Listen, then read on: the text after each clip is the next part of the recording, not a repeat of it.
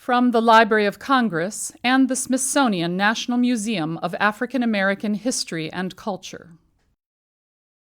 Today is Thursday, June 9, 2011. My name is Joe Mosnier of the Southern Oral History Program at the University of North Carolina at Chapel Hill.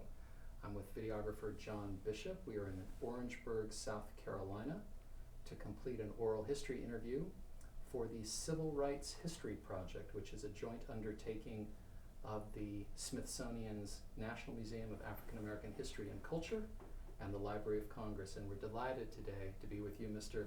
Cecil J. Williams. It's an honor and a privilege. Thank you for sitting down with us and welcoming us to your home and studio for this opportunity. It's my great pleasure as well.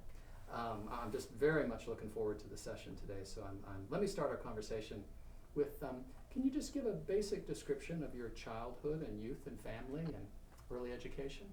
Well, I am the third sibling of Ethel and Cecil L. Williams. My father, who has, of course, and mother have passed away, but he was a self-employed tailor, worked in the city of Orangeburg. My mother, all of her life, was an educator. She worked on the college level as well as the high school and elementary level. And I grew up in Orangeburg. This has been my home, my life home, and I have preferred to remain here in spite of all the negative things and in spite of the fact that this has been really the beginning and still is somewhat of a battleground for my race and trying to overcome all the barriers that arrive out of just trying to make a living and growing up in the segregation that I did grow up in under Jim Crow laws that affected the state of South Carolina. But my mother taught me at a very early age that that mostly people are alike. We're more alike than we are different. And I grew up understanding, and I tried to treat all people of all races all of my life as she did, as fair as I could.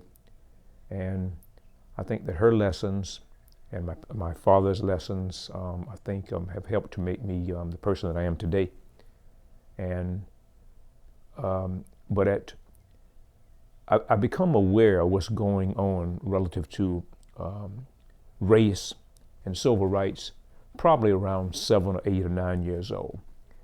As a youth, I remembered boarding.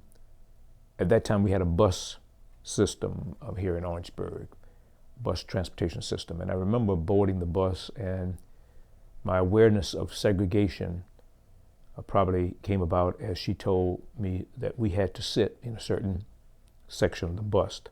So we would usually, sometimes it changed. Sometimes it was that we would sit at the back of the bus, and sometimes it was that we would have to sit maybe a certain section in the bus. And it very definitely had a line that marked where we were to sit. It was either within that line, and if the bus was crowded and that where we were to sit was crowded, then we had to stand or not board the bus at all. And so this was probably my very first lesson or experience in race and where we had a place. So largely, I grew up thinking that really Orangeburg, the citizens here, the white citizens, the black citizens, we lived in very parallel societies, a white society and a black society. And there were separate playgrounds, separate schools. If we went to a movie theater, there was a place designated for African Americans. We either sat upstairs or downstairs, and it changed. If we were to go into a store in downtown Orangeburg, we could go into the main store, but if there was a lunch counter, we could not sit down at the lunch counter. Of course, I'm speaking about the period as I became an adult and as I became cognizant of my surroundings, the 50s and of course the early 60s. If we were to, say, take a bus from the Orangeburg Greyhound Trailway station, of course we would then also have to sit on that particular bus. And so interstate transportation was also segregated. We had a certain place that we would have to sit. The school system that I grew up under from all the days that I was in education was also segregated. I went to the segregated elementary schools, segregated middle schools, and segregated high school. My high school was Wilkinson High School. So this kind of gives you an overview of my growing up in and around Orangeburg. Sure. And my family lived on Quick Street. I grew up on an area of Orangeburg that would be about 2 blocks from South Carolina State College. And it was in the shadows of those colleges that my entire world, whatever experiences I had, were very greatly influenced by the colleges. And I would say that Orangeburg would be much less a significant place as it turned out to be had it not been for the influence of those colleges, Claflin and South Carolina State College. South Carolina State and Claflin College helped to really fill my experiences of life from the standpoint that they brought in cultural programs and speakers from the outside world, some internationally known, and I feel that helped to round out my experiences from not living in a city of significant size. Orangeburg, a largely agricultural community. We are about midways between Columbia, South Carolina, and Charleston, South Carolina. Columbia being the capital, and Charleston being also a very significant area and a large population as well. What was the approximate percentage of the local population in the city, in the town, back in the 50s, black and white? Roughly about 40% African American, yes. Yeah. And you've mentioned the 2 colleges and how significant those were as institutions in the black community and in the city's life, in the town's life in those days and now. Where was your father's tailor shop, and how did it relate? Was there an intact black business community in the Stone 50? No, a business like tailoring and certain other businesses somehow enjoyed a very unique position. For example, my father's business was almost entirely 80% his clientele were white, and he did the alterations for the downtown stores. Belk Hudson, as it was called that during those days, Barchet's, Limehouse men's stores. And I worked during the summer months, and then sometimes on weekends I worked for my father. I didn't ever learn how to really do any tailoring, but I did deliver the clothes back to the stores after he finished the alterations. And then I would at the end of the week, take the bills and go to the stores and then collect the money. And then my father would give me my little weekly allowance that way as well. Mm-hmm. You got a camera when you were still, I don't even think 10 years old, and that would obviously in some ways set you on the course that became your life's work. So maybe you could recall your first camera and how you moved forward from there. Yes, my first camera, which was given to me by, I think, my brother. My brother had inherited the camera. I think my mother had purchased the camera, a Kodak Baby Brownie, which I still have, and by the way, which still works. But it was, as my brother's interest grew to music and blowing a saxophone, he gave me the camera, and of course I started taking pictures, and I was fascinated by the fact that you could capture an image and then, see it. And it was much later in my life that I discovered, of course, how to set up a dark room and develop my own pictures. But as I took pictures for people on Sundays, I would have them develop, and this also became my hustle because I could earn $1 or $2 on Sundays of people dressed up in their fineries at the Edisto Gardens, which is a local garden where we have, of course, water running. The Edisto River runs through it, and we have many roses and other varieties of things growing, and it becomes a very popular place for both black and white citizens, of course, to go there and walk around the gardens and take pictures and lay on the grass, and so it was a very popular place. And incidentally, it was open to people of all races at the time as well. It was one of the places. So you had very unusual kinds of barriers. Again, a place like that was open, but curiously, a drive-in theater was closed to blacks. Since you would arrive in your own automobile, but blacks could not go to drive-ins, but yet we could go to the stationary establishment, but we would just sit upstairs or downstairs as it was sometimes. So we had at that time the Edisto Theater, and there was also a black movie theater at the time, which was right across the street from South Carolina State and Claflin University. And on Saturdays as a youth, with my box of popcorn, I would sit in there and watch the great movies of those days, and the series of movies that came out, like Captain Midnight and Captain Marvel and The Phantom and Roy Rogers and Dale Evans and Gene Autry. And the series would be that the main character would get into some kind of trouble and almost reach the end of he would have some perilous situation which would occur, but you'd have to come back next week to see what ultimately outcome.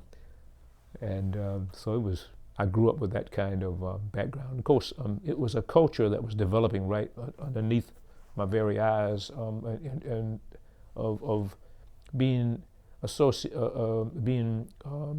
receiving experiences from, of course, of motion pictures. Motion pictures were a very important part of my development as a person, because it would, being a aspiring photographer, the imagery of how that was done and the process itself. I remember seeing at a very early age Gone with the Wind, which at that time was a great accomplishment in cinema production, and MGM producing this very long motion picture that really depicted the Old South and the fact of the changes coming as denoted by the name Gone with the Wind. Yeah.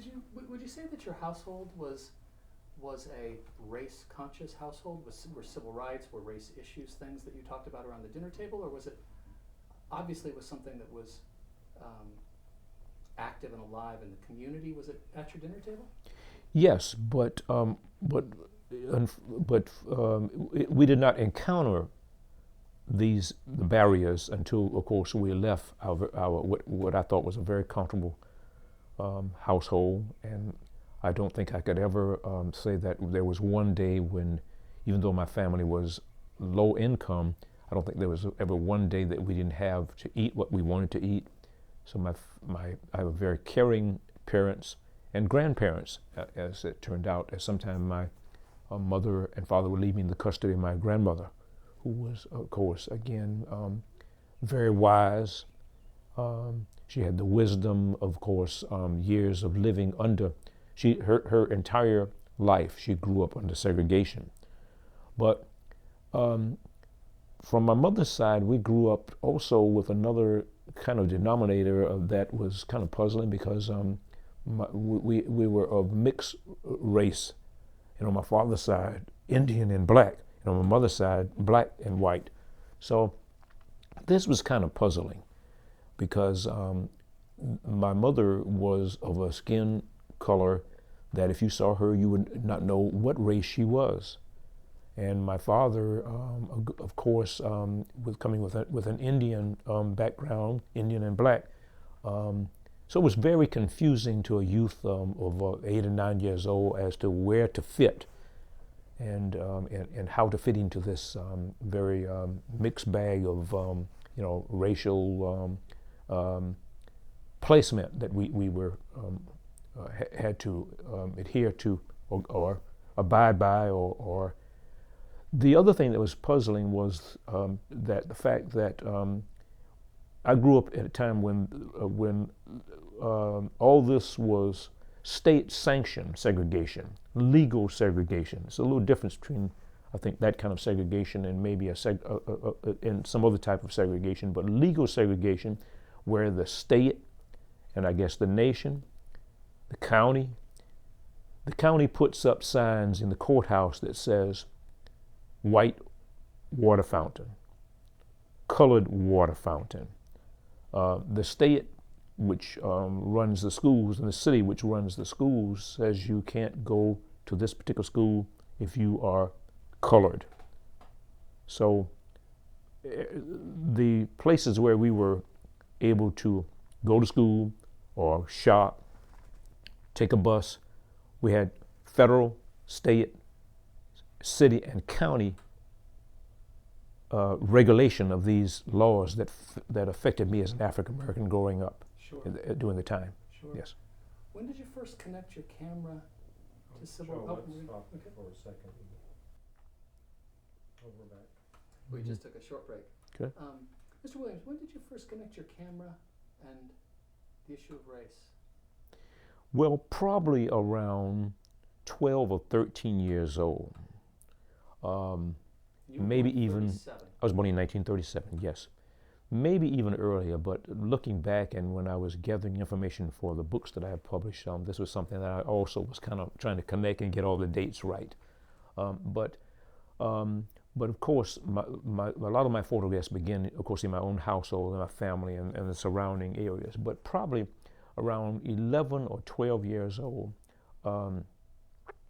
I have a mentor, E.C. Jones, from Sumter, South Carolina, and he was called in to take photographs of in the churches of Clarendon County, where the Briggs and DeLane and Pearson families are beginning a battle that becomes really the catalyst of the Briggs versus Elliott petition. And Jones found out that I was a photographer and that I had a camera, and of course he would sometimes pick me up from Sumter and take me into those church meetings on Sunday. And there we began taking what became the photographs that appear in many books today of the Briggs petitioners, the DeLane family. And I grew up, seeing this happening, but not totally understanding what was going on. You were that young? Yes. Wow. And a lot of times, Jones' studio by the name was Majestic Studio.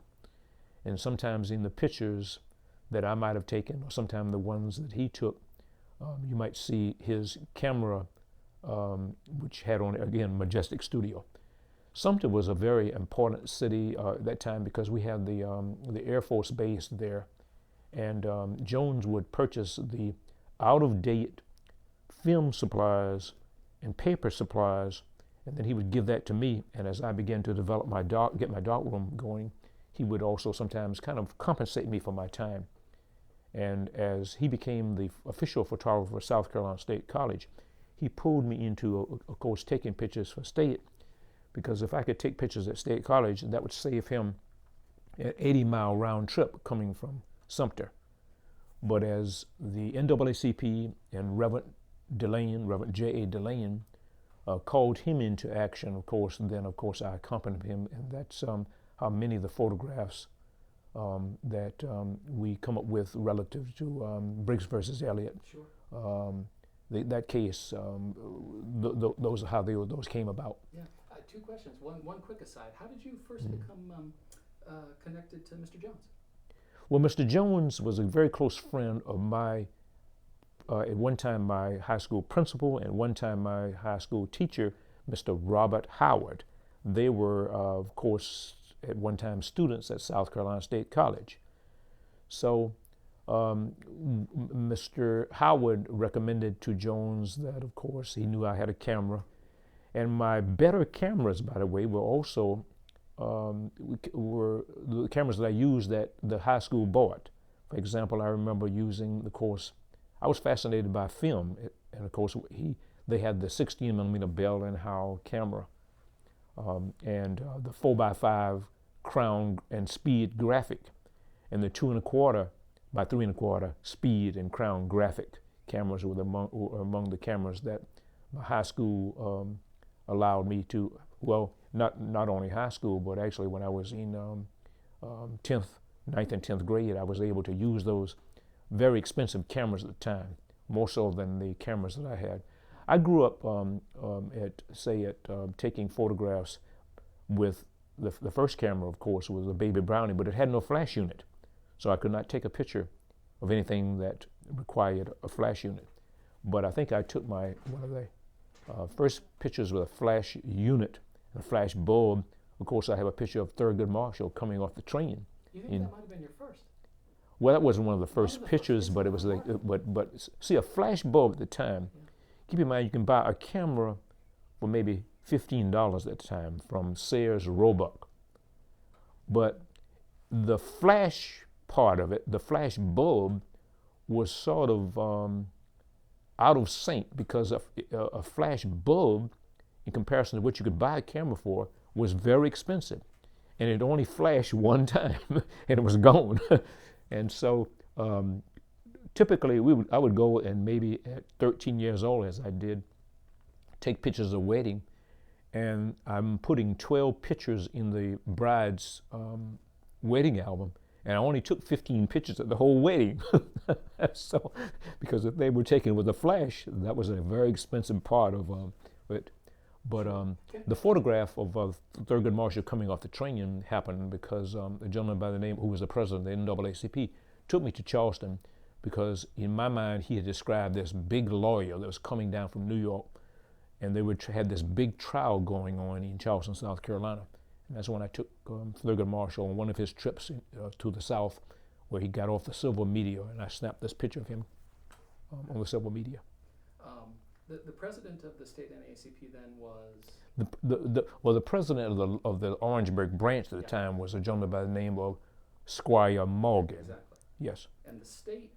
The state at that time, I don't know. Okay. I only became aware of the state presidents of the NAACP, at a later. Reverend Newman and folks like Reverend that. Newman. Reverend Newman, of course, was also a good friend of Robert Howard. Yeah. And of course, he would sometimes come and get me out of school. And so a lot of times my field trips are really have become really was an exercise in what was turning out to be the civil rights movement. Sounds fair to say, and you can tell me if I'm right, that that these gentlemen who were at that forefront, on that front edge of trying to Yes. advance the movement, recognized even then photographs of this activity can be very helpful. Yes. And we need to be careful about this and think carefully Yes. about it, and that's... Yes. Also, the photographs were necessary because of this. The local newspaper very rarely had news of interest to African Americans at the time, to colored people. In fact, once in a while there was a section in the paper called News of Interest to Colored People that would appear once a week, and it would just be a little bit. But of course, any action to demonstrate or protest would never be in there. So it was because of that void that I began taking pictures for the news agencies that reach beyond Orangeburg. So I started taking pictures for the Afro-American, the Pittsburgh Courier, and of course, ultimately at 15 years old, I become an official correspondent for Jet magazine. Jet comes into Orangeburg from Chicago. The story is developing and ongoing, and they need somebody to continuously cover it. And at 15 years old, they make me a correspondent for a national magazine. So that was, and the money they paid to me at that time, $35 for a photograph, was a lot of money. to a person my age at that time. Sure. And We'll come right back to that, but I want to have you, if you would, and you were just an adolescent, but take us back to one of those meetings in Clarendon County and describe the people and the atmosphere and the mood and. Well, it takes place in many different time periods. Number one, most of the early people involved in the Clarendon County and the Briggs case, many of them were run away. They lost their jobs and they were forced to leave. So a lot of the pictures that Mr. Jones and I took were pictures of celebrations and pictures when they gathered together again at the churches for a commemoration or an award ceremony. And we came to photograph those ceremonies and those award presentations and gathering of and then sometimes at the request of the newspapers when they were asked to gather together. Of course, the entire Briggs petitioners get together at St. Mark, and those photographs took place. It's also interesting at this time from the standpoint of most historians is that Clarendon County and Orangeburg begin at such a early part of this, and really they are the ones that are creating the catalyst from which the base of all the civil rights movement begins. But at this time, it's not even known as the civil rights movement. It's so early on into this newfound way of say, trying to bring down these barriers that it doesn't seem to become known as the civil rights movement until really about 1955 when Martin Luther King and Rosa Parks with the Montgomery bus boycott. But the Briggs petition is beginning 10 and 15 years earlier, and the Brown versus Board of Education case, the catalyst, the template, the case that really started the Thurgood Marshall and the entire legal arm of the NAACP off in this direction was created by the Briggs case in Clarendon County, starting off in the beginning as a bus transportation effort to get a bus for the children, and then later developing in, as the case went to Charleston, on the Waring, then Thurgood Marshall suddenly becomes aware that, hey, this might be it, rather than having to go the way the NAACP was going and having to maybe sue every school district in the entire United States in order to achieve equality in education. Here was a case that might be the template for what they were looking for. Do you remember when Brown came down in May of '54? You were in high school. When Brown? When the Brown decision came down in May of 1954. Oh yes, I was. Yes, yeah. yes. What are your memories of that? How that rippled through the community? Well, again, because of the dangers associated with this in the early stages, and again, the Briggs people, you see, were forced to leave, and the Delane people were forced to. Reverend Delane, who, by the way, my mother taught under Reverend Delane, and that's also how I have a close association with the Delanes, because my mother was a school teacher under him.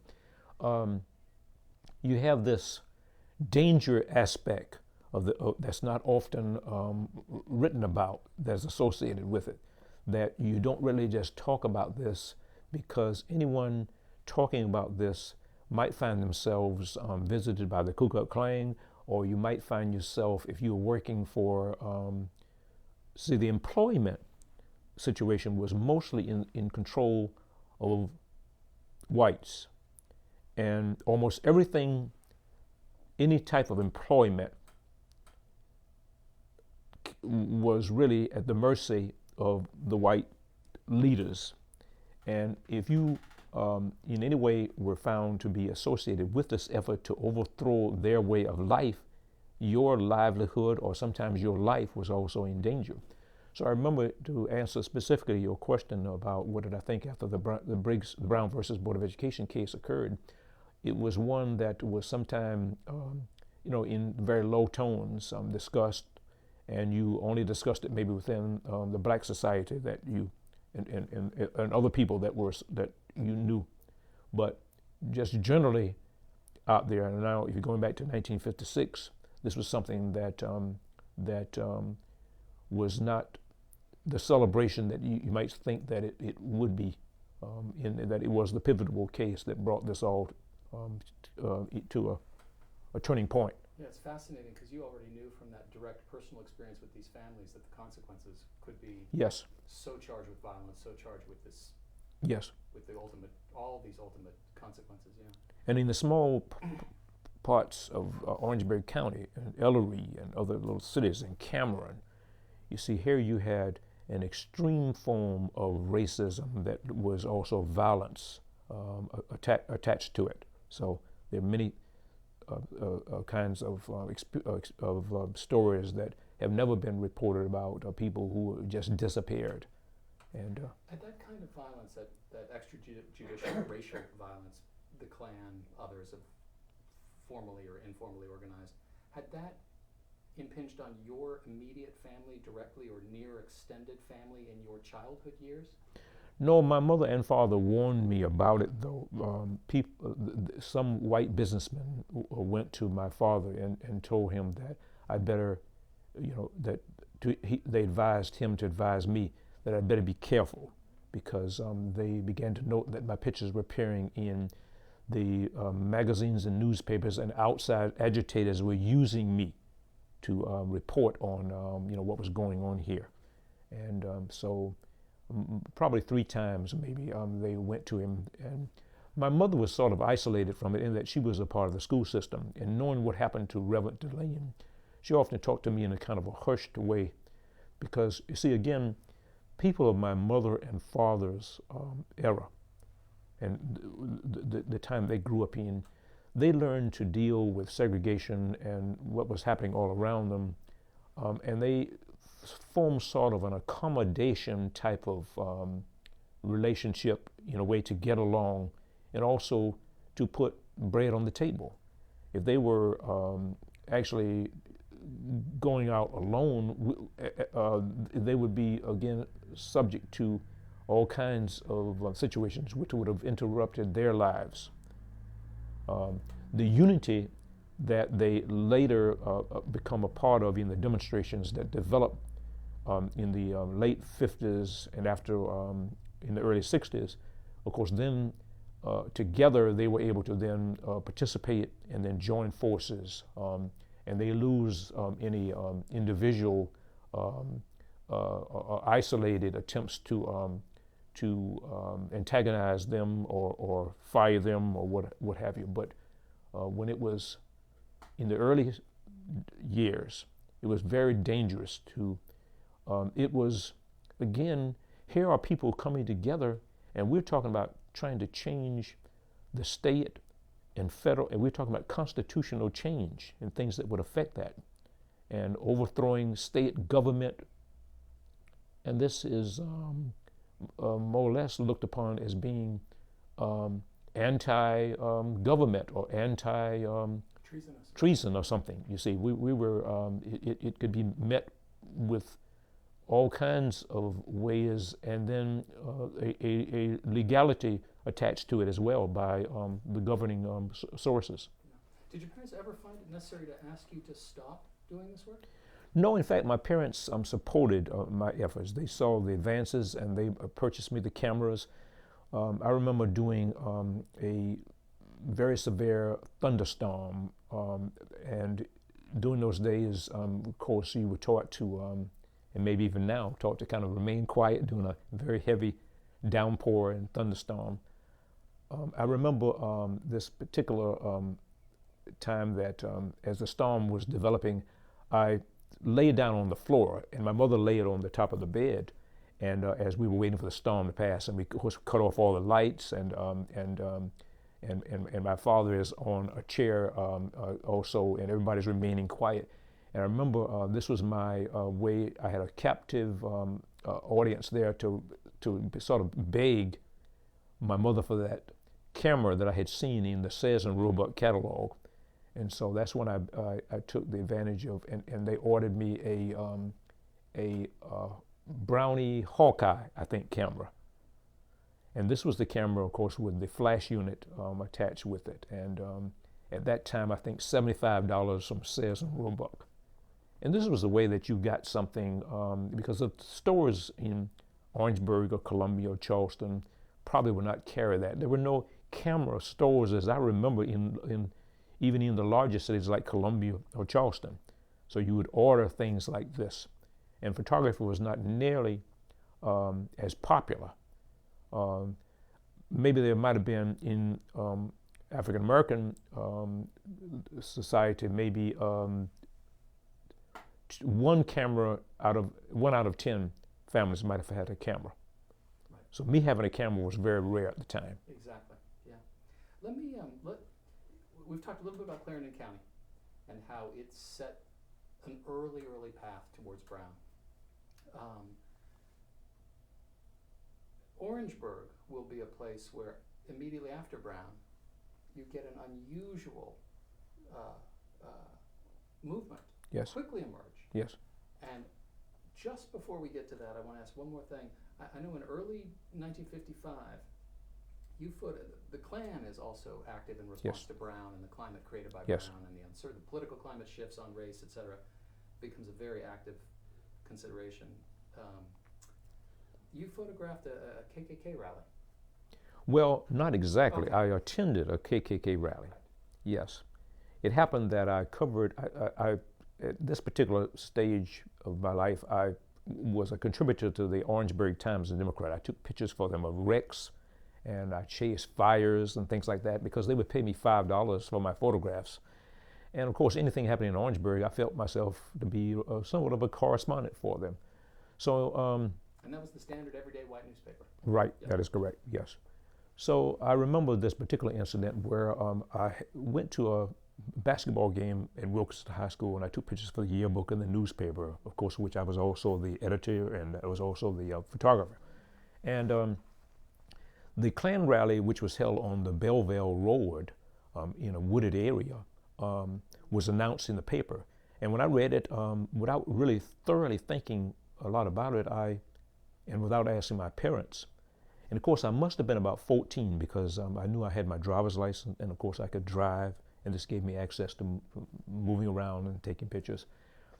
So I left the game, and I said, well, I'll run by and see that Klan rally, not realizing that it was really held not for blacks to attend, but really to intimidate people in the community, African Americans in the community.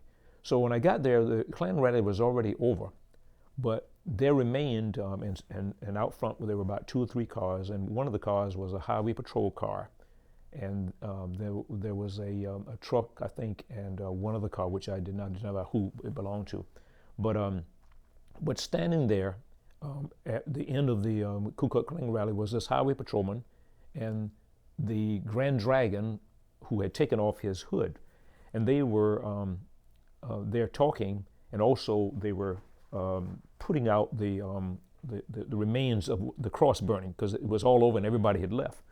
And so here I come, I park my car on the Belleville Road, and I walk up to them, and they looked at each other and looked back at me and say, well, what is this guy, here, does he not know any better? So I go up to him and I said, looks like everything is over, or something like that. I don't remember exactly what I said. But anyway, they were puzzled and confused at the fact that I'm here. This young African American has come to take a picture of this. And what they, I remember, as when I asked them, and they said, yeah, it's already over. Then I turned around to leave. And as I was leaving, they called me back and said, well, do you want to take a picture of us, here? And I said, yeah. So what happened, the cross, the burned out cross was then, it was laying on the ground. And then, so the 3 of us re-erected the cross, and the Ku Klux Klan's dragon and the High Patrol and I re-erected the cross, and they stood in front of it, and I took a picture of it. So when I told my mother, what I'd done, she said, she really kind of was very angry because she realized that I had put myself in danger. But being so naive about, the whole thing, it didn't occur to me years later that I had put myself into the danger. And that's one of the pictures that, of course, I have lost. I cannot find my images of that today. But I often think about the fact that, these were very dangerous times. But on the other hand, there were a lot of instances where I, being an African American of a lighter skin complexion, I find myself really breaking barriers myself for my race, because at I think 18 years old, and then really accelerating my interest in photography, I want to become a member of the South Carolina Professional Photographers of America, and there were no African American members, and I read that they were meeting at Hilton Head, South Carolina for a membership meeting. So I called up the membership chairperson, Dan Bowen of Walterboro, and I asked him about attending. He said, well, I don't know. He said, we don't have any, colored photographers. So he talked to someone, he called me back, he said, sure, we'd be very happy to have you. So I found myself in Hilton Head, South Carolina, and there is a picture, of course, that I have where we are all standing together as a group. And of course, I'm the only African American. And there were other incidents during my life that I find myself kind of breaking barriers. And even though it's not open, just because I tried, just like when I tried to take the picture and I attended the Kkk Rally, that I found myself being accepted and let in or become a part of. Leading up to during my semester break when I was at Claflin University, I remembered visiting my aunt and uncle during the semester break and read in the newspaper that Senator John F. Kennedy was going to be at the Roosevelt Hotel and to make an announcement. At this time, Kennedy, there was speculation as to whether he would become a candidate, as there were others also contemplating running for the presidency, but he had not announced yet. This is January 1960. This is about January 1960. And as it turned out, there I am in this room, in a ballroom in downtown New York, and the security people noticed me. And at this time, there are very few African Americans in journalism, even with the New York Times and other very liberal newspapers at the time.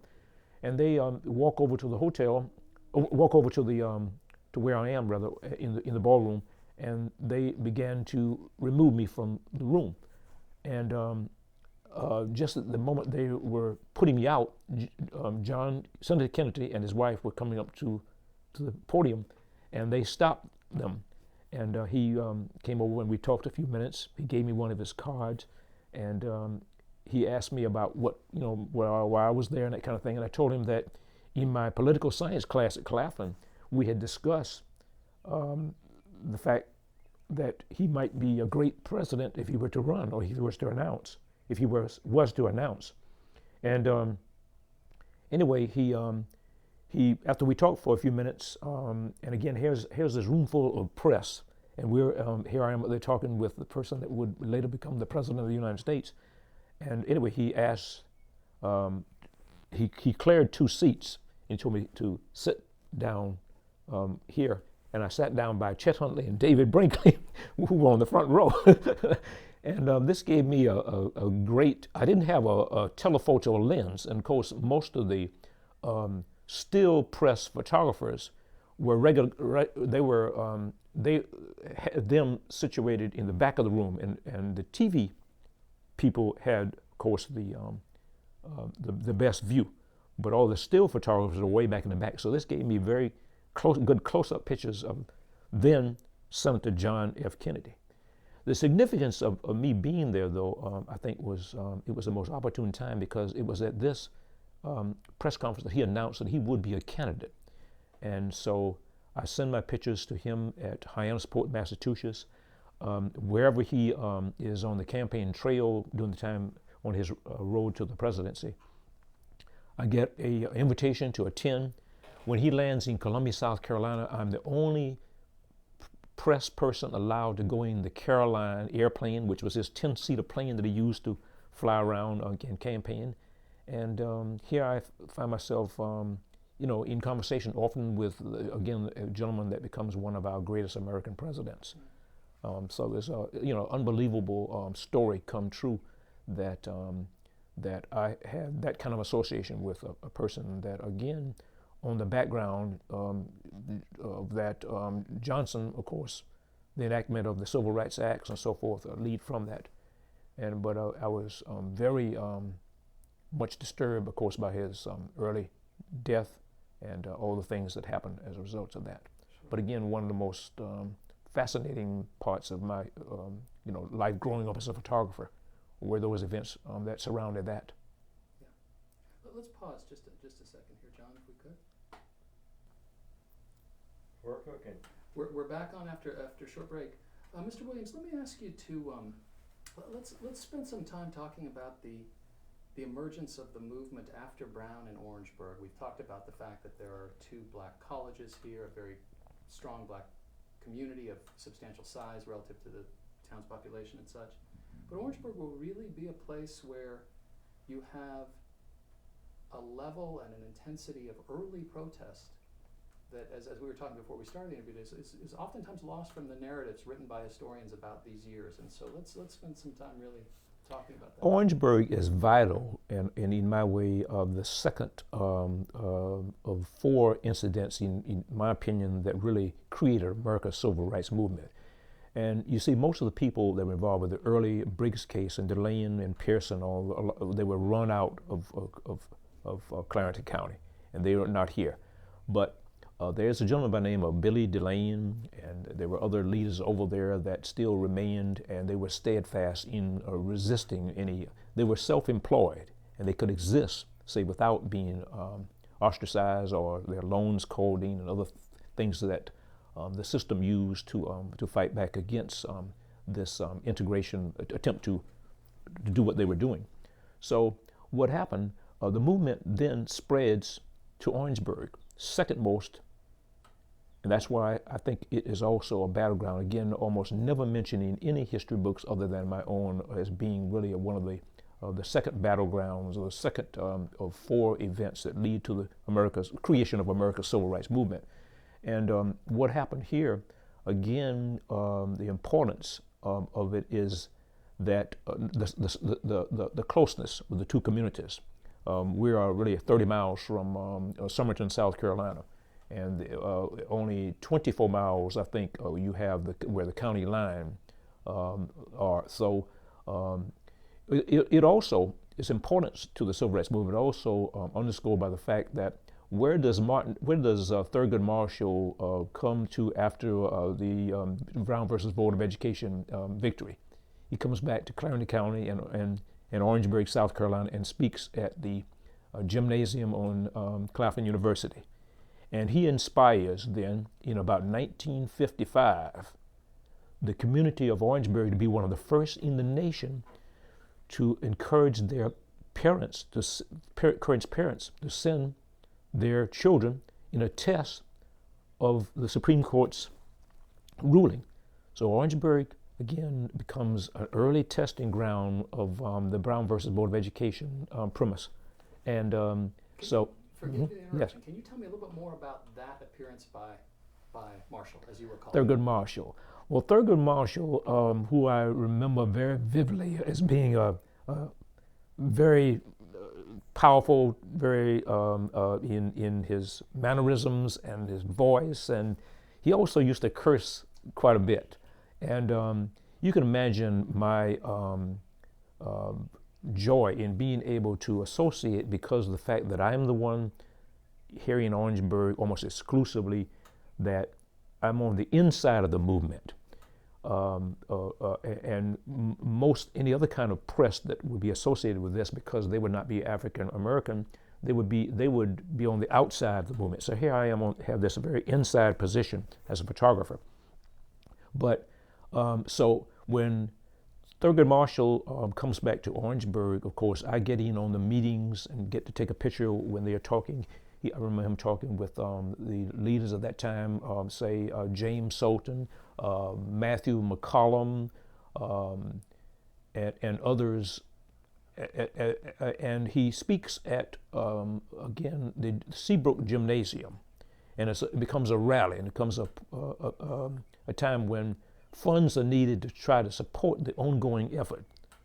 And you also have on the stage, sitting with him, other national civil rights leaders who have also come back with him.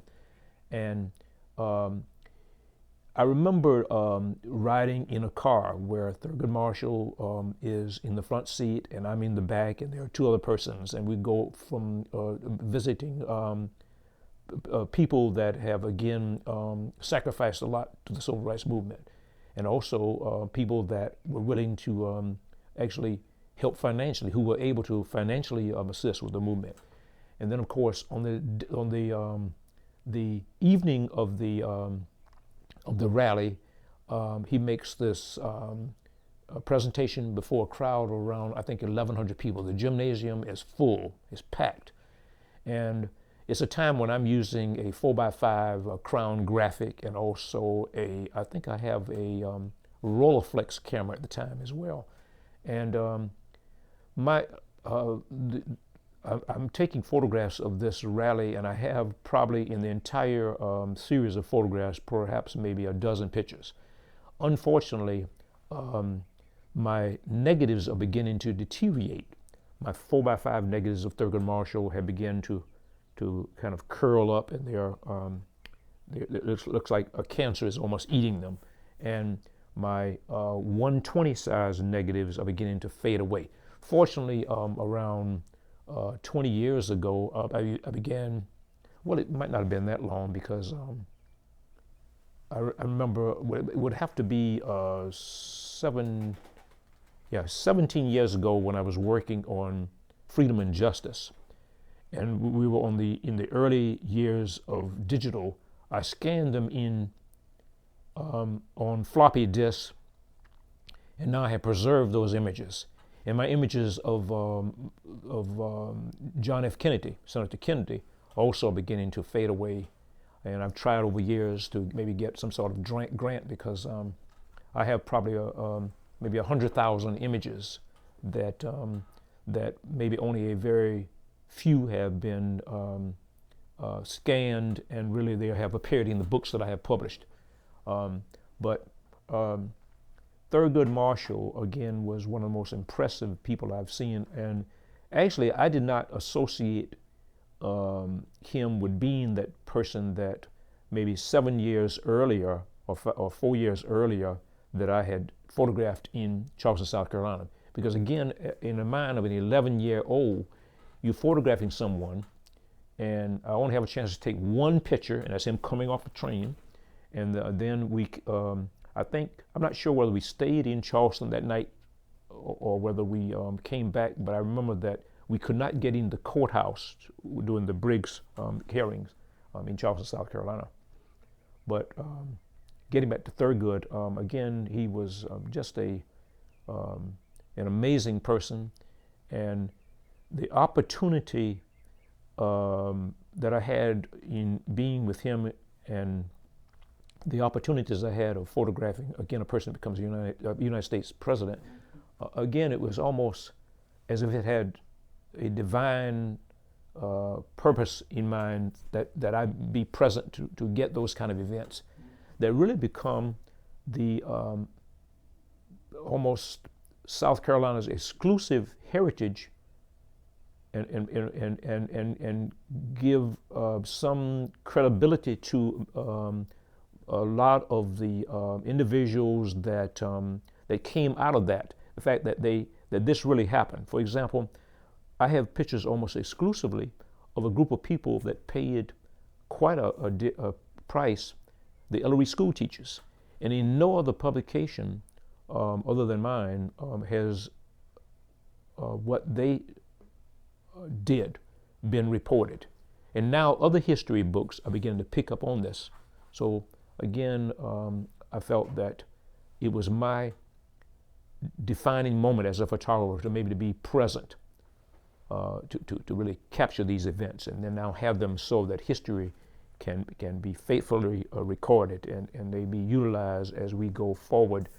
I really believe that the civil rights movement and the revolution that we engaged in and participated and marched and demonstrated, I think it will have a greater importance 50 to 75 to 100 years from now than it does now. We who have lived through it, and the historians, I think, of tomorrow will see that it was a more important it was one of the most important times of history, because the fact that you have America in this very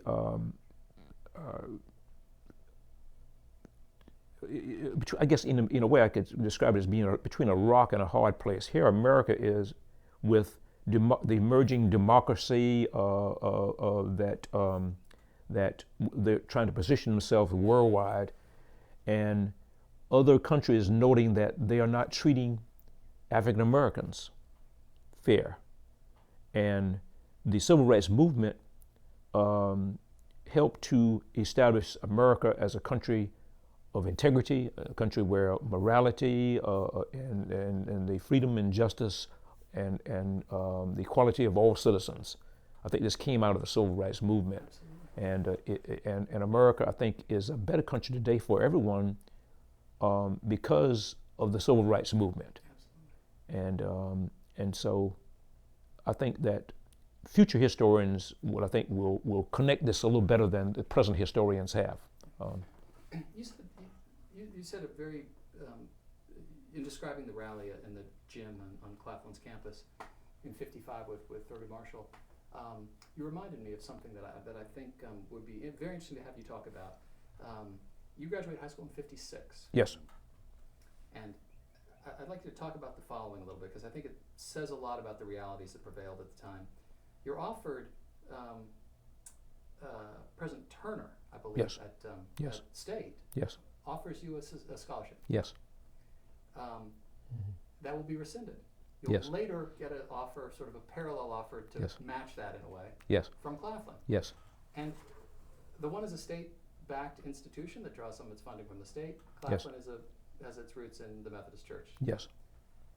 Can you, by telling that story, can you illuminate the different pressures and tensions, say, on President Turner and on the leadership at Claflin, and how those realities shape that kind of story? Yes, well, first of all, my photographs had appeared in Jet magazine of a student rising in late 1955.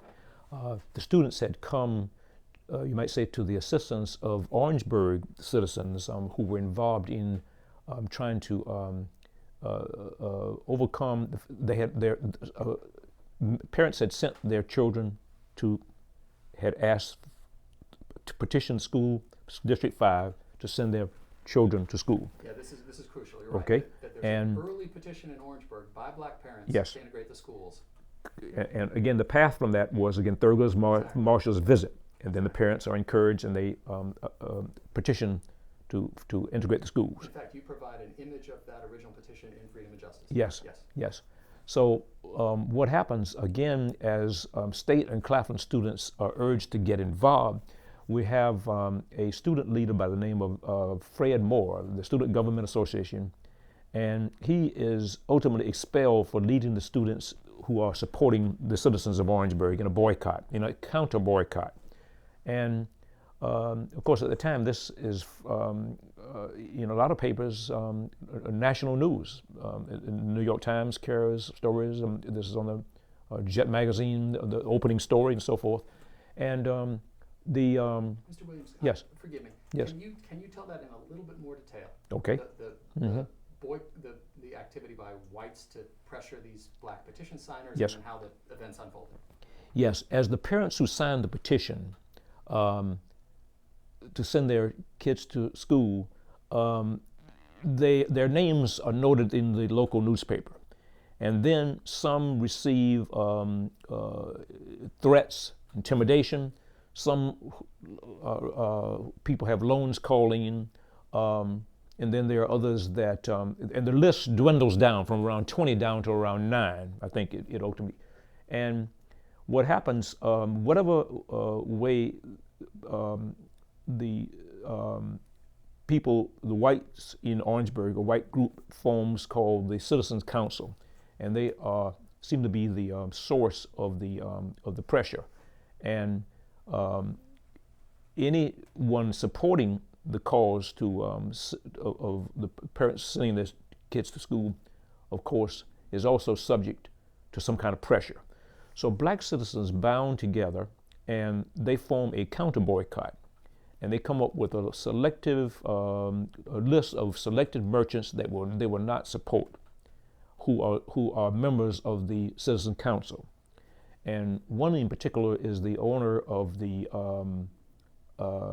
Coca-Cola bottling plant. Another is the owner of the Exxon Distributing. At that time, it's called Esso Gasoline. And the persons owning those companies, again, their businesses are then boycotted. And merchants downtown who are known to support the Citizen Council, they are boycotted by Orangeburg citizens. And it was this boycott effort that South Carolina State and Claflin students joined to support. And then Fred Moore, being the Student Government Association leader, he is expelled by B.C. Turner. Turner is a person that really, he's between a rock and a hard place, I think I describe his position being that, again, here he is employed by the state of South Carolina, and in effect, the board of trustees at this time is an all-white trustee board, and Moore is expelled, and as a result of my photographs of Moore and the student demonstrations appearing, and also photographs appearing in Jet that embarrassed Turner, as I was graduating from college, high school, I had a fully paid scholarship to attend South Carolina State College, and Turner then, because of my photographs appearing in Jet, then rescinds on the scholarship through a gentleman by the name of Mr. Harold Crawford. He instructs him to tell me that my scholarship is rescinded and that I would not be welcome at State College.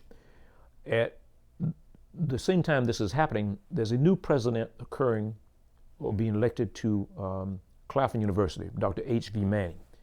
He learns about this incident and then gives me a scholarship. In fact, the exact same conditions and benefits that Turner had offered me. And of course it was ideal, and probably more ideal, that I go to Claflin because I wanted to be closest to my profession, and art was close to photography. So it was where I studied photography and then obtained my degree from Claflin University in art. Yeah. Let's talk a little bit more about the unfolding movement in Orangeburg after Fred Moore's expulsion. Yes. And those next several years, because really the movement will remain active for years. Yes, and especially in Orangeburg. See, Orangeburg again, you have, the unique thing about Orangeburg is you have in a very small town two African American colleges. One is the state-supported South Carolina State University, and the other Claflin. And so you have this melting pot, you might say, and students coming in from all over the state, all over the nation, and it's something that you don't find in too many cities other than, especially the size of Orangeburg. So again, it becomes very important because, again, because of the conditions of the time, here are African Americans at a period in history when they are trying to make the words of the Supreme Court's ruling. They're trying to make it live out what the Supreme Court has ruled, and it's not. You have Southern resistance. You have everything going very slow towards that goal, and the students, unlike their parents, are not going to. They're going to want this to happen now, and so they move into action, and you find the early involvement of student activism occurring. Yeah. And Orangeburg is at the epicenter of all of this, even before Greensboro. Well before Greensboro. And again, history has got it really out of whack in the importance, because here you have in the modern civil rights movement, you have Orangeburg again appearing before Greensboro, but Greensboro gets all the attention. Yeah.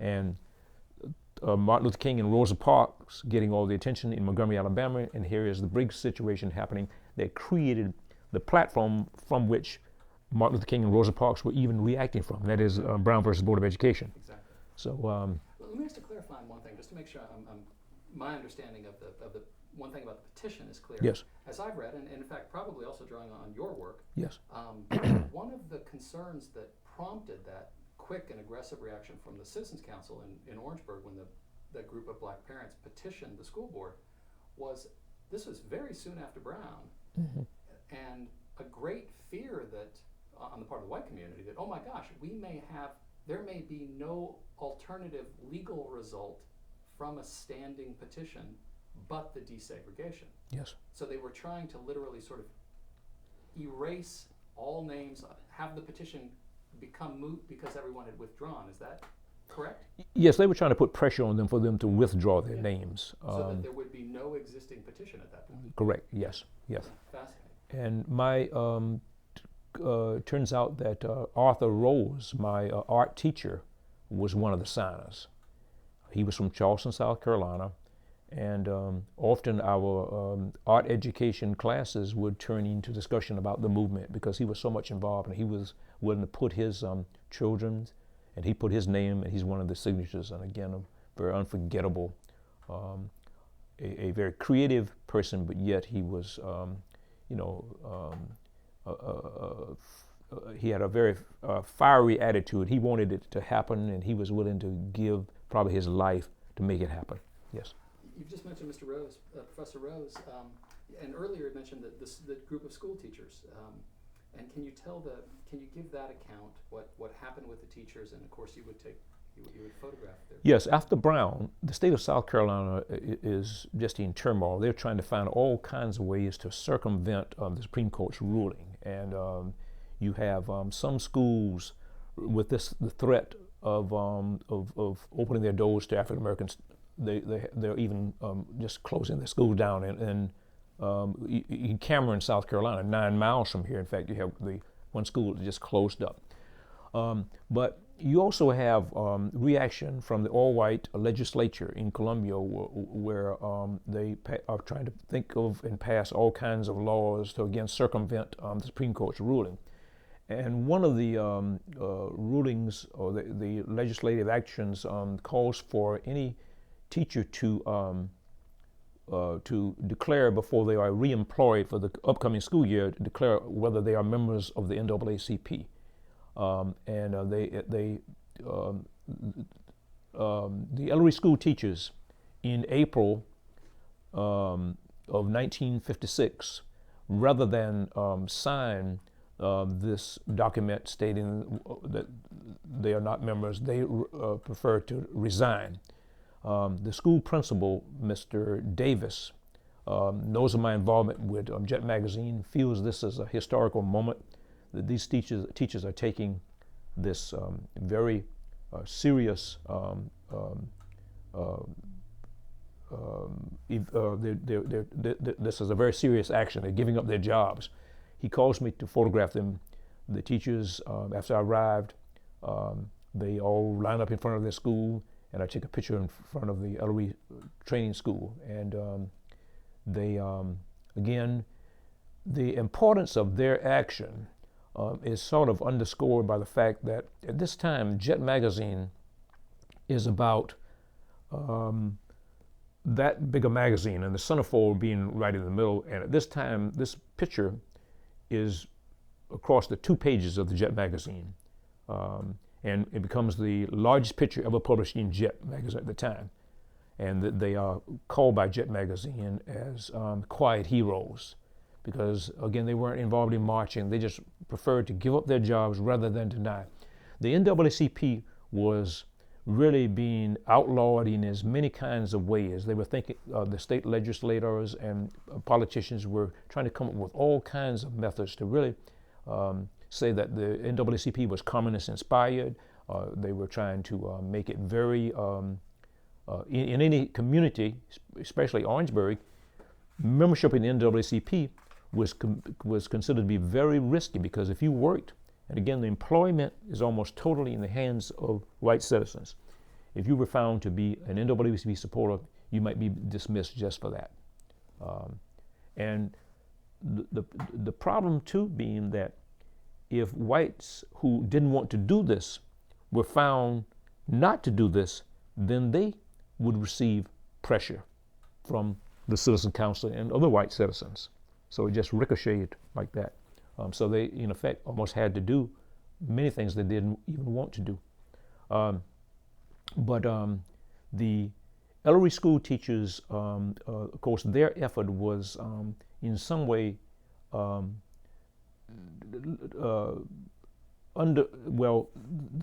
seemingly, as soon as they resigned, their positions were filled by other African Americans who did not were not on the same persuasion, and I always felt very upset the fact that here are these teachers giving up their jobs, and then the job is being really filled very fast for persons that were not involved in the movement. The teachers, by the way, many of them never were able to regain employment again in South Carolina at the time, and they were ostracized for quite a few years to come. There are probably less than 3 of them alive today, and most of them live in the Orangeburg area. And at Claflin University a few years ago, we reconvened the existing persons that signed, and I think that they are, again, representative of the kind of heroism that came from so many individuals, too numerous to name, who were in the at the ground roots level of the civil rights movement. So many nameless people who did so many things that, again, will go unnoticed unless we record their actions. And so I've tried to do this with my publications. Exactly, and all of your work is such a record of that history. Yeah. Let me ask about one more thing, and then maybe we'll take a break and come back and do some of the events after 1960. But you graduated in 1960 and Yes. opened a photography studio. Yes. And you're quite a young man still, obviously, Mm-hmm. early 20s. You're just married. Mm-hmm. How did you, and of course all of the civil rights context is all around you. Yes. How were you going to make a living in Orangeburg with a new photography studio? How did you measure your prospects, and what was going to pay Yes. your bills? Well,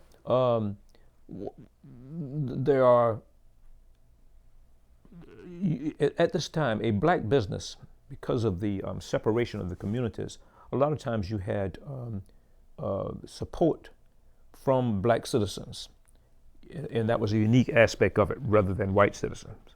And so I could expect support from the black citizens very easily. And State College and Claflin, of course, were main contractors with me, and they gave me work because I did their yearbooks and their newspapers and so forth. And but also my clients came from the students who were at State. They could just walk across the track. But at this advantage point, though, it gave me the unique opportunity of whenever there was a demonstration or a march and that I didn't even know about, they would have to pass right in front of my business. And all I had to do was just go outside and take a picture of them as they were getting ready to march. And often that happened. I didn't even know if there was going to be a march, and I'd go outside and see everyone marching. I'd just go outside, and I have a couple pictures in my book of, across the street from my studio where they're marching in front of my studio. What was the street address of that studio? The name of my studio? No, the street address. Well, that was on Boulevard. And they were, you see, Boulevard runs right in front of the college campuses. You have College Avenue being the street right in front of the campus, and Boulevard being the street that my business was on, yes. And as well as other black businesses, barbershops and so forth and what have you. So it was my front seat to history. Yeah. Yes. How about we take a short break? Okay. We're rolling. We're back after a short break. Mr. Williams, I thought we could now turn our attention, say, to 1960, and after Greensboro, very shortly after Greensboro, of course, here in Orangeburg, demonstrations will be renewed. at Cress and other places. Can you describe the emergence of that protest activity here and how you interacted with it, both as a photographer and at times as a participant? I've noticed through that books of history have recorded incidents of the civil rights movement, and they are like here and this incident here. But Orangeburg's involvement in the civil rights movement, seemingly it was like a continuous. There was always something going on from, say, about 47 all the way up through 1968. There was always something going on. Orangeburg was always involved in protests, demonstrations, or some type of activity, and they're continuous. That was because I think of the steadfast attitude of citizens who were, again, very close to the Clarendon County situation. Here was where this great movement had risen from this particular area, and they wanted to see it completed. And so in about 1960, we find the students at State and Claflin still involved in one movement or another. Everything connected to the fact that here we are trying to implement and make to help to make the Supreme Court's ruling really a reality, so that it would affect and be here on every level a reality that we could look forward to. Because of the unevenness throughout the nation of employment and opportunities, and the way that African Americans were treated in court and in legal situations, it was just something that needed to be done. And this movement and the momentum that it was undergoing, and a metamorphosis from just being things going on as usual, it had to change. Something had to be done about the conditions, because again, here you find a situation where the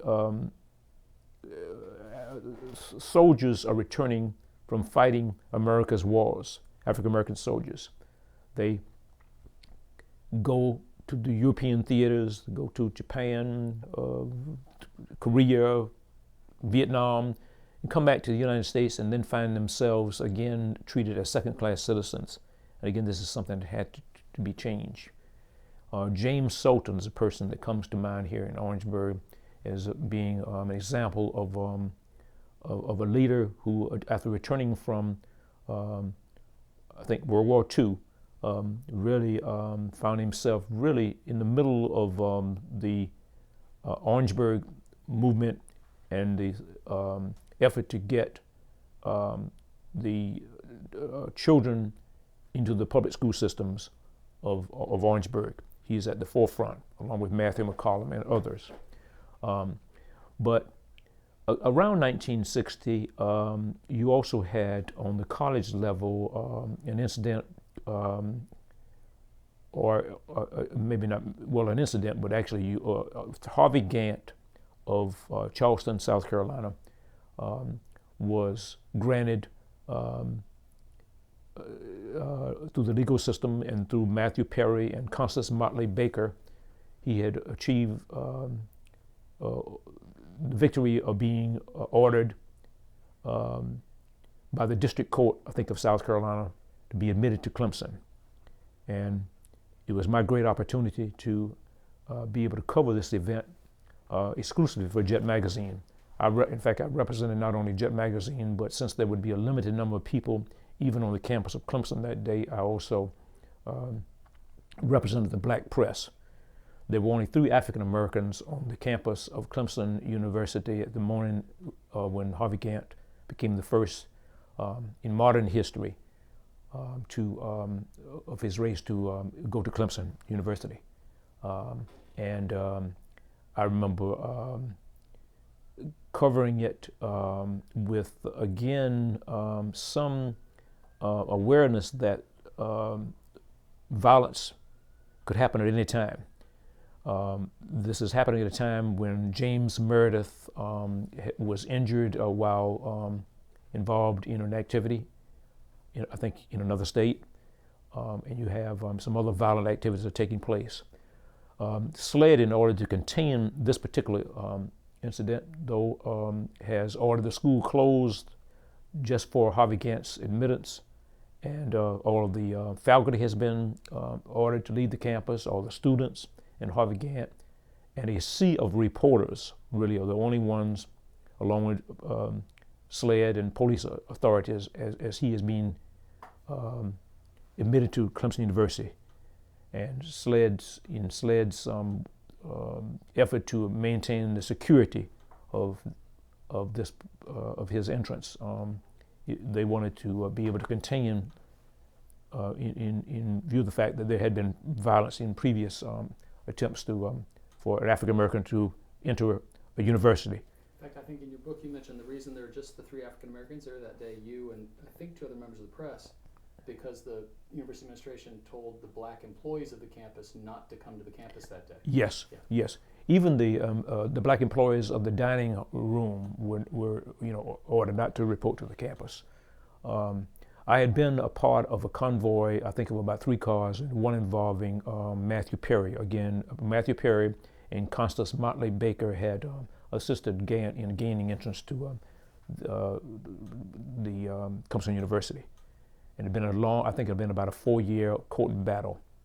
Actually, Gantt was really achieving a dream that I at one time wanted to do myself. At one time, I wanted to be an architect. In fact, my studio that we are in now and my house next door, and one other house I actually designed myself. Is that right? I always wanted to be in photography, though.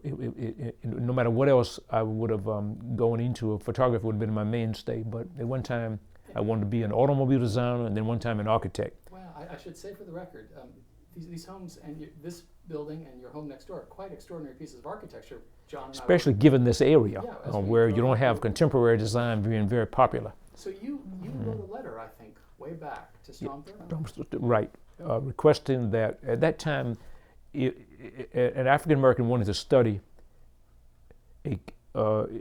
for some degree that was offered by one of the state's segregated colleges. He perhaps might be offered out-of-state tuition.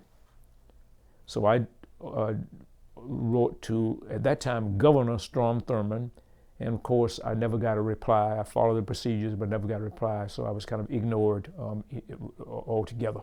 Maybe the funds weren't available, or I didn't have any political clout or whatever, but I wasn't able to do that. So the incident at State College in Claflin was what my fate was to be.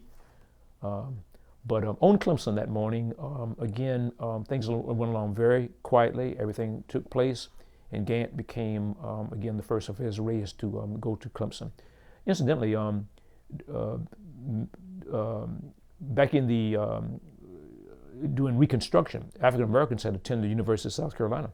But again, in modern times, again, there were no African American students at any of the South Carolina's colleges. And so Gantt was really sort of setting the pace for other things that were to happen, the integration of Clemson University and also the integration of University of South Carolina by African American students as well. Exactly, yeah. Let me ask, you had earlier mentioned this rather exceptional meeting with John Kennedy in Yes. 1960. Yes. You've just mentioned Harvey Gantt's entrance to Clemson in 63, and so you put me in mind of course, Kennedy's assassination later in 63. Yes. And I wonder, I should ask kind of your reaction, as you recall it, to Kennedy's assassination. Well, African Americans, as well, I think, as the majority of people that I observed in this community, black and white, really were very, very upset. I mean, it was almost as if some natural disaster had taken place, as I remembered. I mean, people were crying everywhere. It was a very emotional time. I remember there having a special ceremony at State College, and where people just sat in silence for a few minutes. So he was a very beloved president.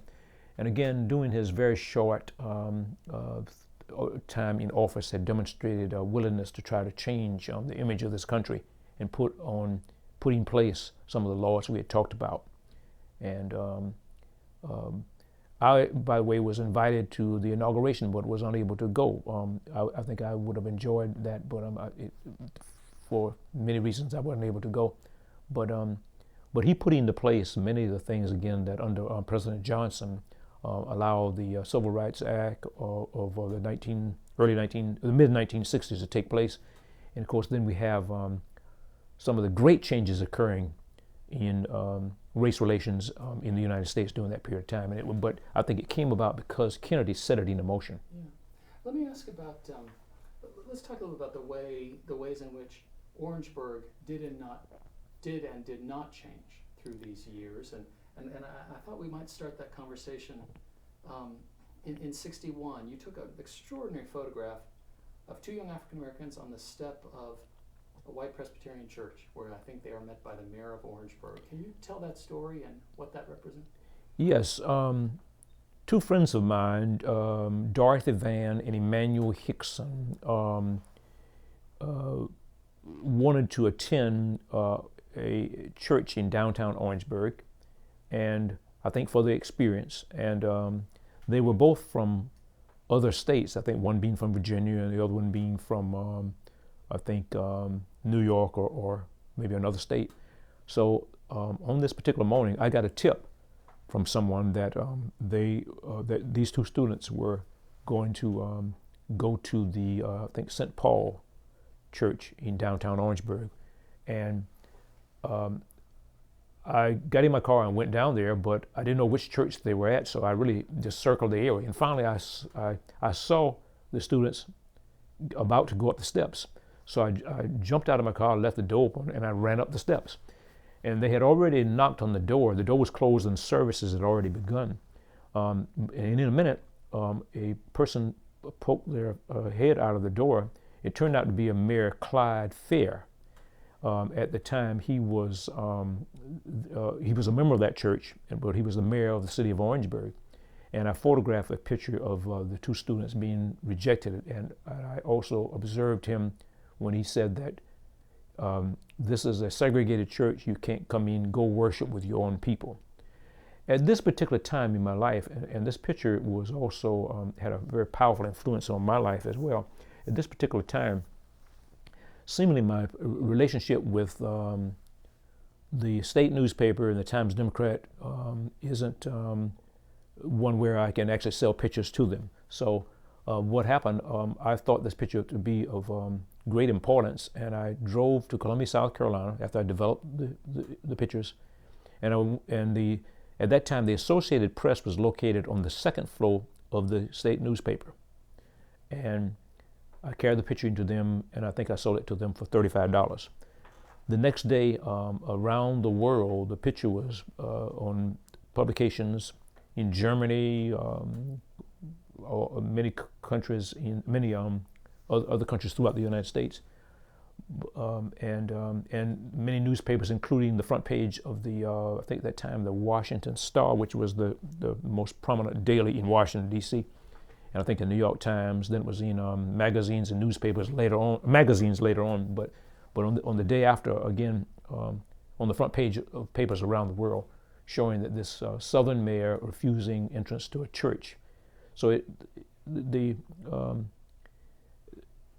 turned out that this helped people to realize that one of the most segregated places in America at any given time was on a Sunday morning anywhere in the South, that African Americans could not attend even a church of their choice. And so we were still living in a very segregated society. And what happened, though, after that picture appeared, about a month, by the way, I had finished college at the time, and I was continuing my studies. I was working on my master's at South Carolina State College, and I had still yet a deferment. And the Selective Service called me in for a interview, and I knew that picture had really provoked them or caught their attention because as I sat down in their office on Doyle Street here in Orangeburg for the interview, I think one of the ladies reached up in this vertical file cabinet, and as she reached up to pull the manila folder containing my name, and it opened accidentally, the newspaper clipping then kind of floated like a feather falling to the floor. So, and that was my picture that they had clipped from one of the newspapers. So I knew that it was probably associated with what they later did in telling me that that I had 30 days to clean up my affair, that they were going to draft me.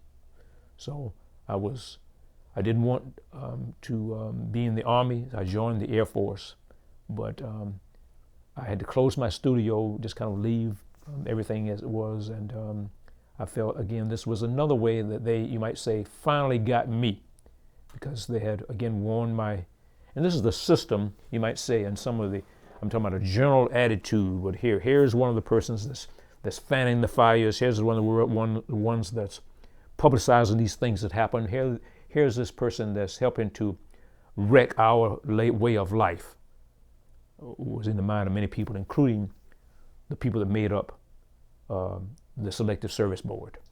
So you joined the Air Force? So I joined the Air Force, yes. You were in the Air Force for? I was in the Air Force a very short while. While in the Air Force, I was injured doing my training, and did not, well, I spent about a month and a half in a hospital, and then returned to return to Orangeburg, and then I had sold my studio before leaving and going to the, so I had to kind of reestablish my business and all over again and get reestablished. Remarkable. I was going to be training other photographers. I had a very good situation when I joined the Air Force. I was going to be training other photographers in Florida, but I had to finish my my training in San Antonio, Texas. But it was not to be, and so Well, I was glad to get in, but I was also glad to get out. Yes, and lucky for the historical record that you came back and kept photographing. Yes.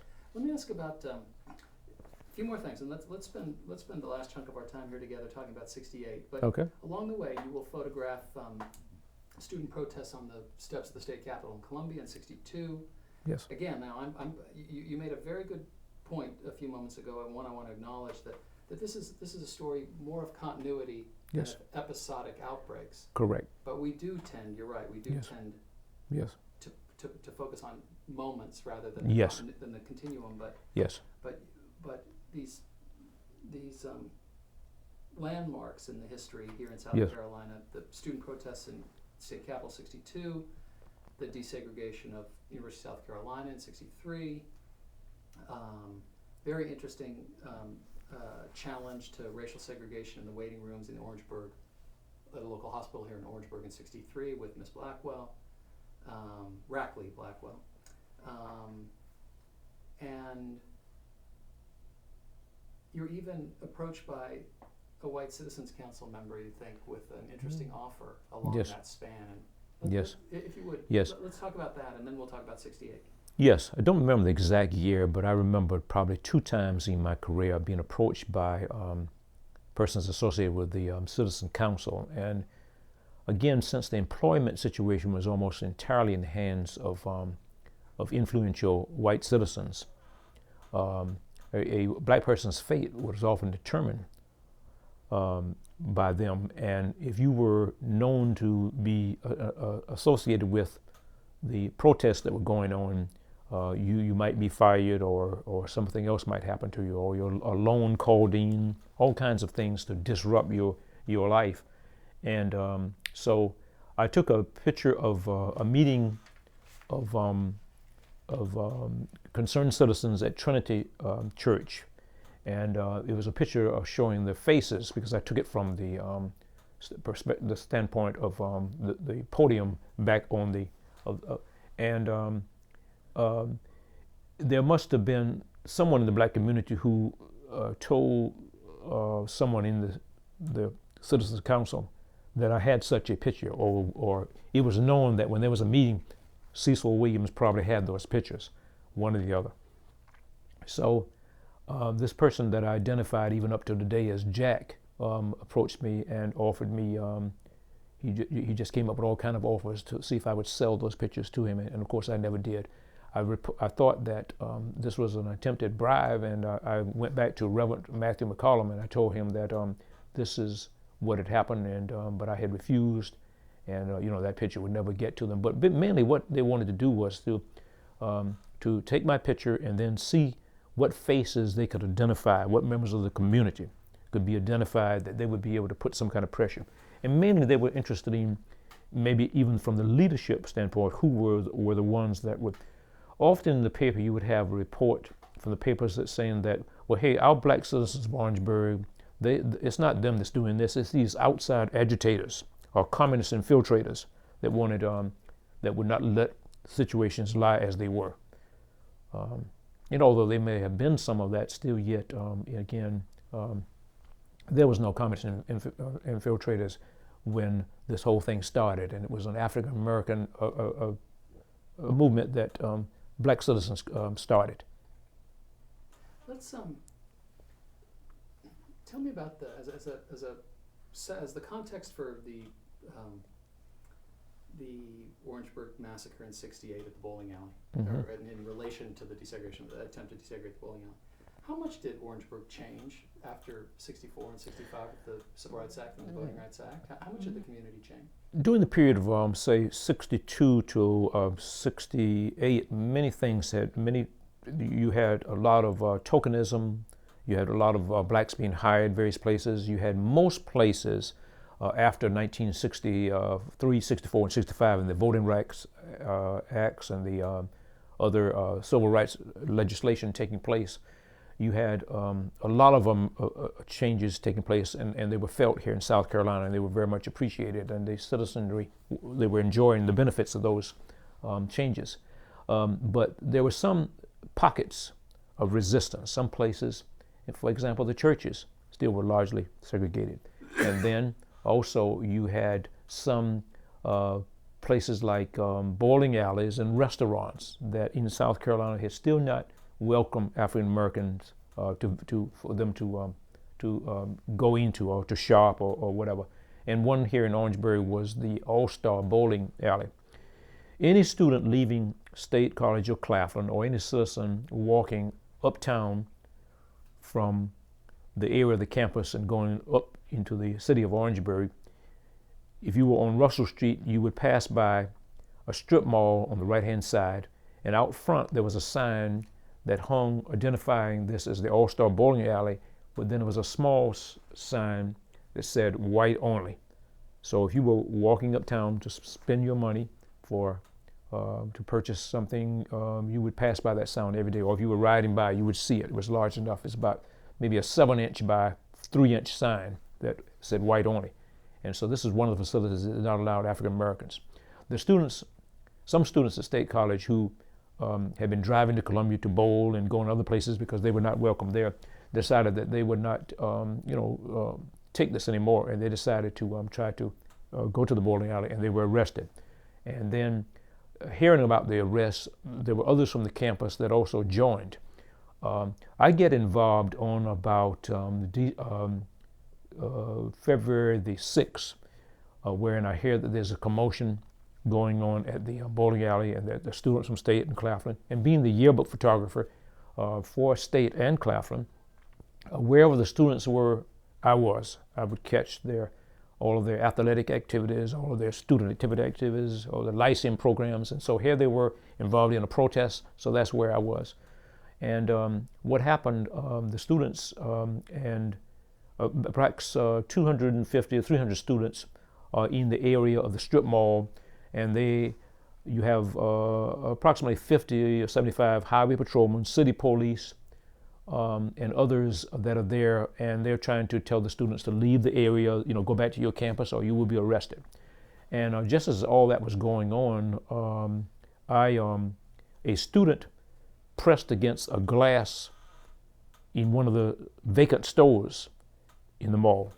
And everyone's, of course, in a very packed, tight situation, and the least movement caused the student to break this window. And as he broke the window, everybody heard the commotion, and police authorities started, raising their clubs as if somebody had maybe intentionally done this. and they began trying to hit people. And so everyone started running away, including myself. I had at that time a twin lens camera, and I had it around my neck, and of course I started running too. In fact, I even left my car, and because my car was parked out on Russell Street, but I left the area and I turned left towards the campus because that's where the greater number of students were headed. And just as I turned by a former furniture store known as Sutcliffe's Furniture Store, I looked back and I saw a female student fall to the ground. And then I saw 2 city policemen start beating on her head with clubs just because of the fact that she had fallen, not because she had done anything, and because she was running. So that shows you the cruelty and the brutality that police authorities were using. Say this was 3 days before the what turned out to be the Orangeburg Massacre. On the night of the Orangeburg Massacre, I had returned from Columbia, South Carolina, and of course I had been covering all the activities ongoing.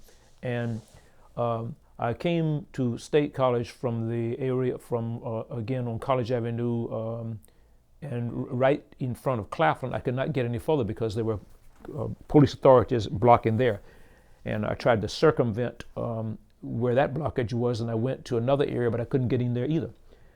Then I had a couple little other areas that I knew that was on the campus itself from some other streets to get in, but I could not get in. So I found no way to be able to get onto the campus of State College on that particular evening. Later I would find out that my being unable to get there probably saved my life, because during the night, during a time after the students had built a bonfire, 9 highway patrolmen started creeping up onto the campus of State College, and they started firing their shotguns into a crowd of about 250 students. And ultimately they, after I think about 9 or 10 seconds of firing, you have the 3 students who were later found to be killed. Then you had about 27 injured, and you have perhaps many, many more, some of whom have never come forward, that also receive very minor injuries. And almost all of the injuries are injuries from the back. Jack Bass has a great book out called The Orange Big Massacre, which tells the story in detail, and he and Jack Anderson did a very good reportage on that. My book, called Orangeburg 1968, also has the visual coverage on the pictures from that particular date. But the morning after the massacre, I got in my car, drove to the State College campus, and there was an eerie atmosphere surrounding the area where the students were the night before and where the killings had taken place. It was an overcast morning. It was very cold. I had on my overcoat, and this is about 6:30, 7 o'clock in the morning, and I noticed that the maintenance truck from the campus had arrived, and they were picking up all of the debris to clean up the area. So I looked down and I saw shotgun shells and other debris spread all over the area where the students had been killed, and I started picking those shells up and putting them in my pockets. And then the maintenance truck was picking up other things at the same time.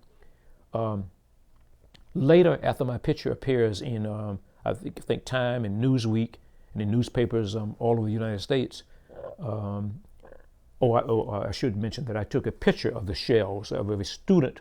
I posed a picture of a student holding the shells, and I think I had about 7 or 8 or 9 shells. And later, after this picture appeared in many publications, national publications around the United States, the Federal Bureau of Investigation confiscated the shells from me, and they later were used as a trial is developed to try the highway patrolman. And they led the shells that I picked up to coming from 9 highway patrolmen who had actually fired on and killed the students. As it turned out, in a trial in Florence, South Carolina, all 90 highway patrolmen were found not guilty. And to bring that up to today, I think that only a couple of years, the FBI considered maybe reinvestigating and reopening this particular case, but they failed to do so as well. I was also offered a job to join the FBI at that time. At this time, 1968, there were very few African Americans, and the FBI agent who got the shells from me informed me that J. Edgar Hoover himself had asked him to ask me if I wanted to be an FBI agent. And of course, I refused that offer because I didn't know whether it was a genuine effort or whether they wanted really just to make me an informant out of me, which I refused. In more recent times, we've heard a case where some photographers were approached in the same way I was. Whenever I received a notice of that type, I usually would inform the local officers that, hey, this is taking place, as I did with that particular. Again, I told Reverend Matthew McCollum and James Sultan that I had been approached by the FBI, and also Oscar Butler, who was also seemingly of interest to them because, again, he was the student, the university's student, over the student organizations on the campus, and they felt that they were seeking information on him as well. And the FBI, again, although investigating this particular case, in my opinion, failed to do the job that they should have done, because there was no doubt who killed the students. The fact is that there were no guns found to belong to any students, and although a officer had been injured by part of a railing from a house next door during the time there were students there, still yet there was no massive effort and anything to justify the highway patrolman really firing upon the students. And this incident, came to be known as the Orange Big Massacre because that's exactly what it was. They were defenseless. They didn't have any weapons, and till today, it's also, unfortunately, one of the stories about things happening in this area that many publications and people really don't know about. It hadn't been reported in many publications other than my own. I think there are two books about it, are mine and the one by Jack Bass, and it's nowhere nearly as well known as the Kent State students massacre, where they were protesting also at the time, again, for involvement of the United States in I think the Vietnam War, where students were also fired upon by highway patrolmen and also National Guardsmen. I know that Justice Finney and, well, not then Justice Finney, but he was then the head of the Human Relations Committee, and yes. Another member both resigned in '69 yes. out of their frustration over the lack of prosecutorial effort in the Orangeburg Massacre. Yes, yeah. yes. Yeah. John, let's pause here for a moment. We're on again. We're back after a short break, and we're going to finish today, very appropriately, I think, with a look at some of your work, Mr. Williams, and just some reflections as you have several volumes with you that you've published.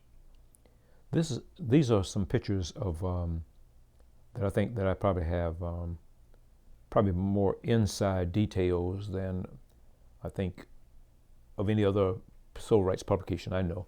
Again, pictures coming from the inside of the movement, but here are students getting out of jail. These are the photographs that often you don't see into other publications because, again, you see the major event or incident, but again, these are the kind of behind the scenes. Money was raised to bail the students out, and here you see them, getting out of jail, and some of the students have a jubilant look because although they sacrifice themselves to go to jail, they're also happy to get out because jail conditions were very terrible at this time. Absolutely. Yes.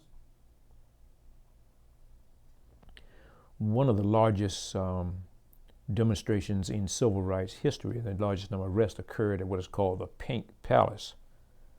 Is it okay to turn to that? Okay. Turn to the Pink Palace. Now, I was jailed here at the city police. This is where I went to jail twice. And of course, usually the NAACP would bail me out and I was never even fully booked. I would be jailed. I would be bailed out first because they wanted me to continue taking the photographs. But here are students in what is called the stockade of the Pink Palace.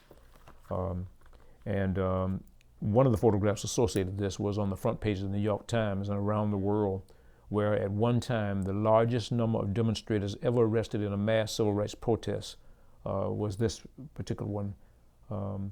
388, I think, were arrested. So many were arrested that it overfilled even this facility, and even penitentiary buses were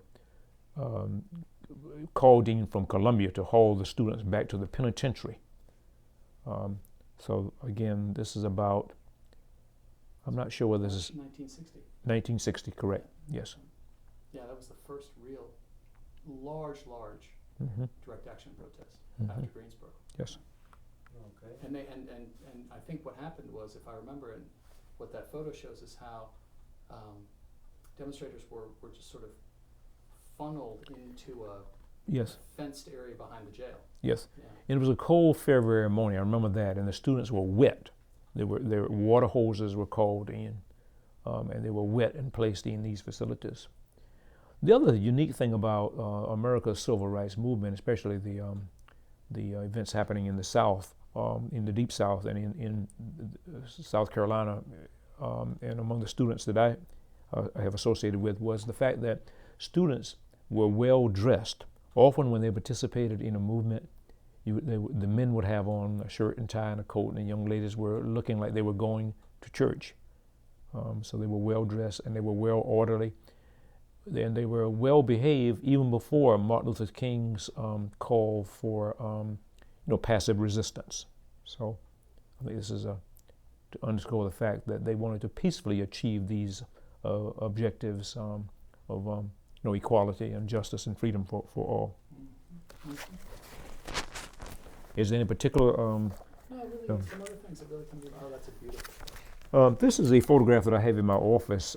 This is, I think, about 1963, downtown Orangeburg, and here you have 3,000 people, including my own mother, who are part of a demonstration, and they have really come here to pray for peace and tranquility, and also for opportunities, and also asking, I think one of the ministers who prayed asked that city authorities also employ black youth and employ black citizens.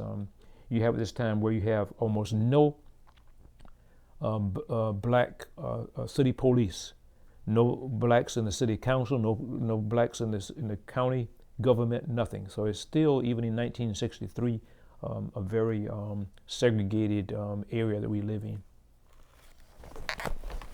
I tried to, with Out of the Box in Dixie, produce a top quality book that would be representative of the dignity of the movement that occurred, and the fact that here is my effort to bring to light some of the unsung heroes who started and kept the civil rights movement objectives ongoing.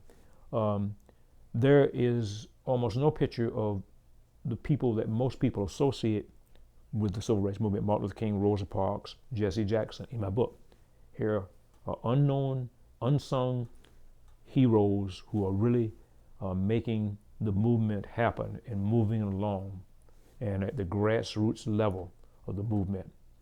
And it starts with the beginning of the civil rights movement in Clarendon County, and it goes through really the 2000, the year 2000, I think 8 or 9, with my coverage of events that largely fall into the pursuit of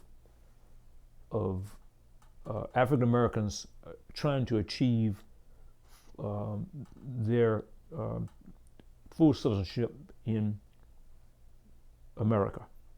And so this is my contribution, hopefully, to that effort. Yeah. Let me note, too, for the record, that there are 2 other books that you've published. We've mentioned one already, Freedom and Justice, and another. And if you could And the Orangeburg Massacre, again, puts the faces to the movement, and also it has the stories and interviews of the persons injured. You have here stories of the persons who were actually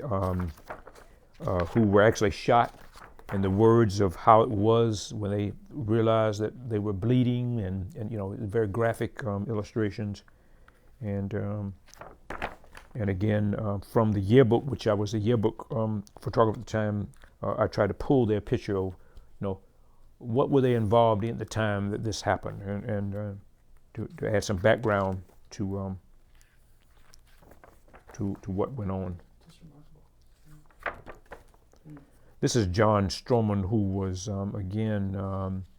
they tried to make a scapegoat of him, and at one time tried to charge him with disobedience and riot charges. The only person jailed relative to the Orangeburg Massacre was Cleveland Sellers. Sellers was really jailed not for the events that happened in 1968. He was actually jailed for the incident that happened that I described earlier on February the 6th, where the police authorities are called into the bowling alley area, because he was not even at the actual site when it first went on. He was, I think, walking by. Sellers today has moved from really from that era to really today being the president of Voorhees College,